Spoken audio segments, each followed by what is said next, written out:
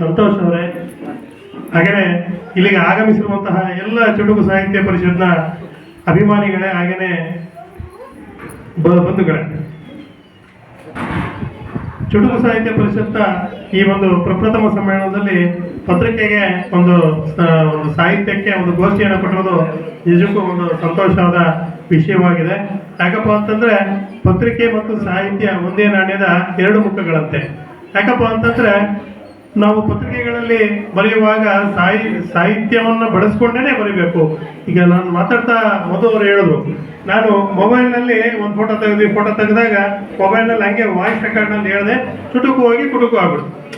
ಸಣ್ಣ ಒಂದು ವ್ಯತ್ಯಾಸವಾದ್ರೂ ಸಹ ನಮ್ಮನ್ನ ಎಲ್ಲಿಗಾದ್ರೂ ತಗೊಂಡು ಹೋಗುತ್ತೆ ಅನ್ನೋದಕ್ಕೆ ಒಂದು ಯಾಕಪ್ಪ ಅಂತಂದ್ರೆ ನಾವು ಪ್ರತಿಯೊಂದು ವಿಷಯದಲ್ಲೂ ಸಹ ಸಾಕಷ್ಟು ತಿಳ್ಕೊಳ್ಬೇಕಾಗಿರುತ್ತೆ. ಹಾಗೆಯೇ ಪ್ರತಿಯೊಂದು ಸಾಹಿತ್ಯವನ್ನು ನಾವು ರಚಿಸಬೇಕಾದ್ರೂ ಎಚ್ಚರಿಕೆಯಿಂದ ರಚಿಸುವಂತಹ ಒಂದು ಹವ್ಯಾಸವನ್ನು ಸಹ ಬೆಳೆಸ್ಕೊಳ್ಬೇಕಾಗುತ್ತೆ. ಯಾಕಂತಂದ್ರೆ ಒಂದು ಸಾಹಿತ್ಯ ಆಗಲಿ, ಒಂದು ಪತ್ರಿಕೆಯಲ್ಲಿ ಬರೆದಂಥ ಸುದ್ದಿಗಳನ್ನಾಗಲಿ ಸಾಕಷ್ಟು ಜನ, ಸಾವಿರಾರು ಜನ ನೋಡ್ತಾ ಇರ್ತಾರೆ.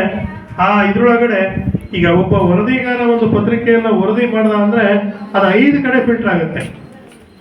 ಸೊ ಒಬ್ಬ ಗ್ರಾಮೀಣ ಪ್ರದೇಶದ ಒಬ್ಬ ವರದಿಗಾರ ಒಂದು ಸುದ್ದಿಯನ್ನು ಮಾಡ್ದ ಅಂದ್ರೆ ಒಂದು ಜಿಲ್ಲಾ ವರದಿಗಾರರಿಗೆ ಹೋಗುತ್ತೆ. ಜಿಲ್ಲಾ ವರದಿಗಾರ ನೋಡ್ಬಿಟ್ಟು ಸಬ್ ಎಡಿಟರ್ಗೆ ಇದನ್ನ ಮಾಡ್ತಾರೆ. ಸಬ್ ಎಡಿಟರಿಂದ ಬ್ಯೂರೋ ಚೀಫ್ ನೋಡ್ತಾರೆ. ಬ್ಯೂರೋ ಚೀಫ್ ಆದ್ಮೇಲೆ ಎಡಿಷನಲ್ ನೋಡ್ತಾರೆ ಒಂದ್ಸರಿ ಸುದ್ದಿಗಳನ್ನ. ಯಾಕಂತಂದ್ರೆ ನಾಳೆ ಬರುವಂತಹ ಸುದ್ದಿಗಳು ಜನರಿಗೆ ಒಳ್ಳೆ ವಿಷಯಗಳನ್ನು ತಲುಪಿಸ್ಲಿ, ಅಥವಾ ಸುದ್ದಿಗಳಲ್ಲಿ ಏನಾದ್ರು ತಪ್ಪಿದ್ರೆ ಅದನ್ನ ತಿದ್ದುವಂತಹ ಕೆಲಸವನ್ನು ಮಾಡೋಣ ಅಂತೇಳಿ ಮಾಡ್ತಾ ಇದ್ದಾರೆ.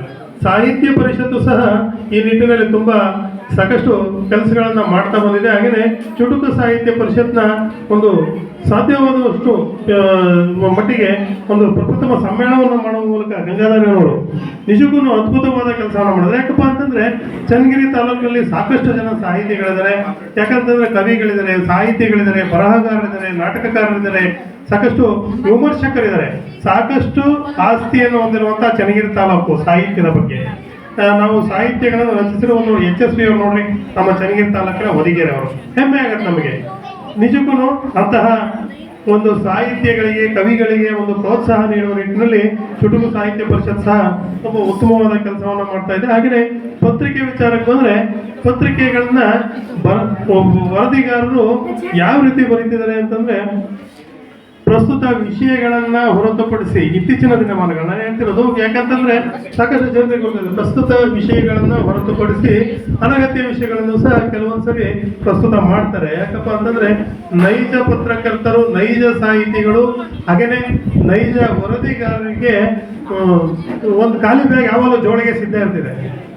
ಯಾಕಂದ್ರೆ ನಾನು ಸಹ ನೋಡಿದ್ದೀನಿ, ನಾಟಕಗಾರ ಇರ್ಬೋದು, ಬರಹಗಾರ ಇರ್ಬೋದು, ಅವರು ಎಲ್ಲರೂ ಖಾಲಿ ಜೇಬನೆ ಯಾವತ್ತೂ ತುಂಬಕ್ಕೆ ಸಾಧ್ಯವೇ ಇಲ್ಲ. ಅದು ಯಾಕಪ್ಪ ಅಂದ್ರೆ ಅವ್ರ ಹತ್ರ ನಿಯತ್ತಿರುತ್ತೆ, ನೈಜತೆ ಇರ್ತದೆ, ಹಾಗಾಗಿ ಅವ್ರದ್ದು ತುಂಬಕ್ಕೆ ಸಾಧ್ಯ ಇಲ್ಲ.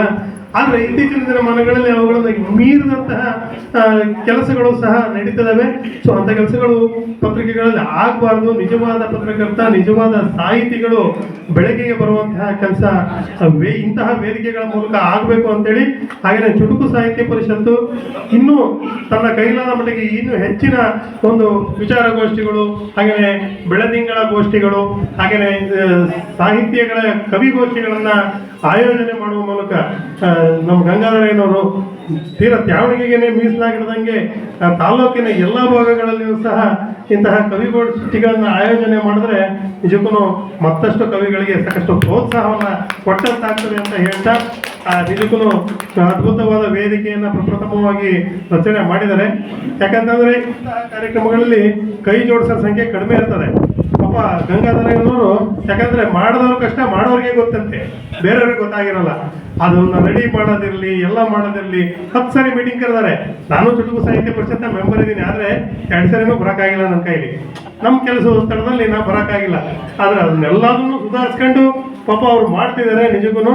ಯಾಕಂತಂದ್ರೆ ಒಬ್ಬ ಒಳ್ಳೆ ಸಾರಥಿಗೆ ಇವನ್ನೆಲ್ಲ ಸುಧಾರಿಸ್ಕೊಂಡು ಹೋಗುವಂತಹ ಒಂದು ಕ್ಷಮಾಗುಣನೂ ಇರಬೇಕು. ಅಂತಹ ಗುಣ ನಮ್ಮ ಗಂಗಾಧರಯ್ಯನವರಲ್ಲಿ ಇದೆ ಅಂತ ಹೇಳ್ತಾ ಇಷ್ಟೊಂದು ಮಾತನಾಡಲಿಕ್ಕೆ ಅವಕಾಶ ಮಾಡಿಕೊಟ್ಟ ಎಲ್ಲರಿಗೂ ಹೊಂದಿಸಿ ನನ್ನ ಮಾತುಗಳಿಗೆ ವಿರಾಮ ಹೇಳ್ತೇನೆ. ಧನ್ಯವಾದಗಳು.